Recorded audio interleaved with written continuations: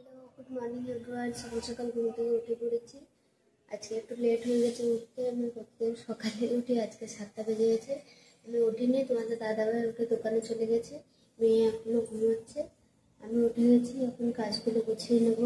এখন পুরীতে প্রচুর ঠান্ডা পড়েছে, ওই জন্য সকালবেলা উঠতেই ইচ্ছা করে না। তো প্রতিদিন উঠি, আজকে একটু লেট হয়ে গেছে, তো কাজগুলো গুছিয়ে নিই। চলো, এই যে মেয়ে আমার ঘুমোচ্ছে, দেখো।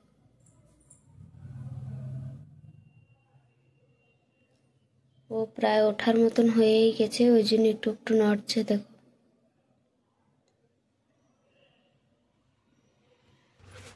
মেয়ে ঘুমাচ্ছিল, ওই জন্য চলে গেলাম তাড়াতাড়ি ঘরের কাজগুলো গুছিয়ে নেব।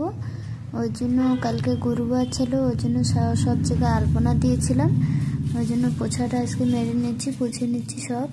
তো সব জায়গা পোছা মেরে নিয়েছি। এই অল্পটু ঘরটা পোছার ভিতরেই মেয়ে উঠে গেছে, ওটা কান্না করছিল। মশারি খুলে দিয়েছি বলে মশা খাচ্ছিল, ওই জন্য ওকে উঠিয়ে দিয়েছি। হাই কই দাও, টাটা বাই বাই কো, তা কি কবা।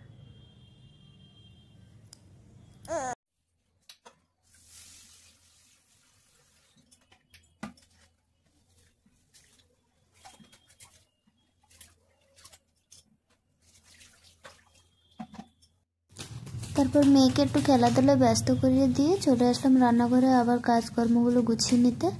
ও চলে গেছিলো সকাল সকাল দোকানে, ওর জন্য আমি আজকে উঠিনি, আজকে একটু লেট করেছি উঠতে, তো ওর জন্য রান্নাবান্নাও কিছু হয়নি। প্রতিদিন সকাল সকাল উঠে যাই 5টার সময়, ওর জন্য আমার 7টার ভিতরে রান্নাবান্না হয়ে যায়।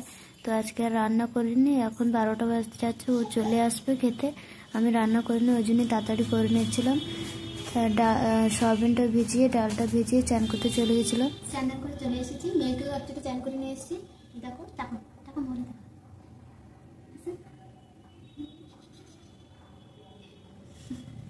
এবার রান্নাটা করে নিই, জলদি জলদি, লেট হয়ে গেছে, ও চলে আসবে দোকান থেকে, খাবে, ওই জন্য রান্নাটা করে নিচ্ছি। সয়াবিনটা ভিজিয়ে দিয়ে গেছিলাম, এখন হলো জল নেড়ে নিচ্ছি। রান্না করে নিয়েছি, ভাত হয়ে গেছে। এবার হলো বড়াটা ভাজবো, ডালের বড়া।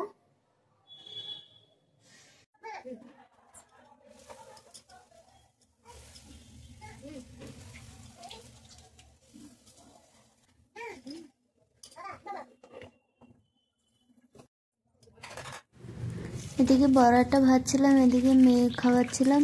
ও কান্না করছিল, আজকে লেট হয়ে গেছিলো প্রচুর, ওর জন্য। তো তারপরে ও বলছে আমি বড়া খাবো।